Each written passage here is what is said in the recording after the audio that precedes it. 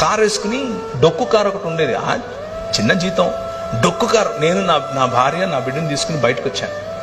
బండి తోలుతున్నాను, నా వల్ల కావట్లేదు, ప్రెషర్ కుక్కర్ పగిలిపోతుంది. బండి ఆపి బయటకు వచ్చి గట్టి గట్టిగా అరుస్తున్నాను. వాయ్, ఎందుకు? నాకెందుకు? నాకే ఎందుకు? నా బిడ్డకే ఎందుకు?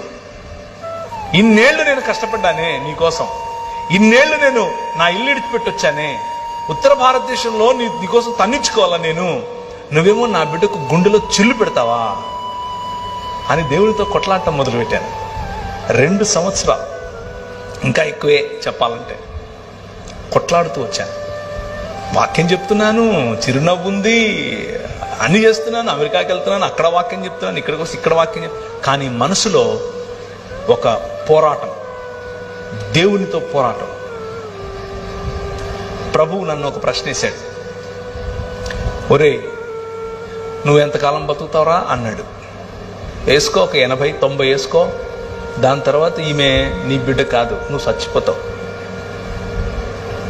కానీ నాకు జీవితాంతం బిడ్డ. ఈ జీవితమే కాదు, నూతన సృష్టిలో కూడా బిడ్డ.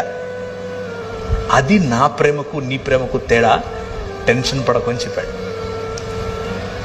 వెతికితే ఒక మంచి డాక్టర్ బెంగళూరులో దొరికితే ఆయన దగ్గరికి వెళ్ళి కరెక్షన్ చేయించాను. ఆ అమ్మాయికి 1.5 సంవత్సరం 2 ఏళ్ళు ఉండగానే కరెక్షన్ చేయించాను.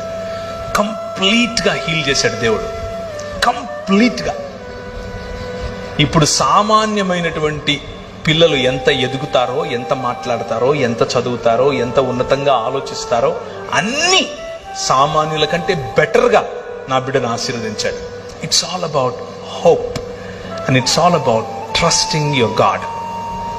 నీ తండ్రి పట్ల నీకు ఉండాల్సిన నమ్మకం, నీ తండ్రిని ఆనుకోవటం. అయితే నీ తండ్రి నువ్వు గొనుగితే, నువ్వు కొట్లాడితే, నువ్వు పోరాడితే నిన్ను వదిలిపెట్టి వెళ్ళిపోయే టైప్ కాదు.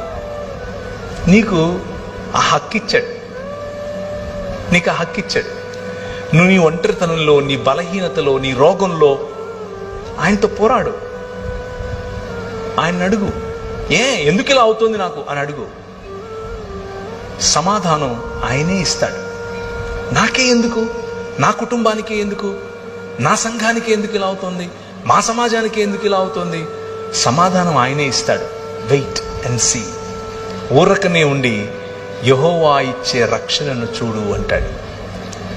ఊరకనే జస్ట్ నిలబడి చూడంతే. నా పనులు, నా సంకల్పం, నా తీర్మానాలు నేను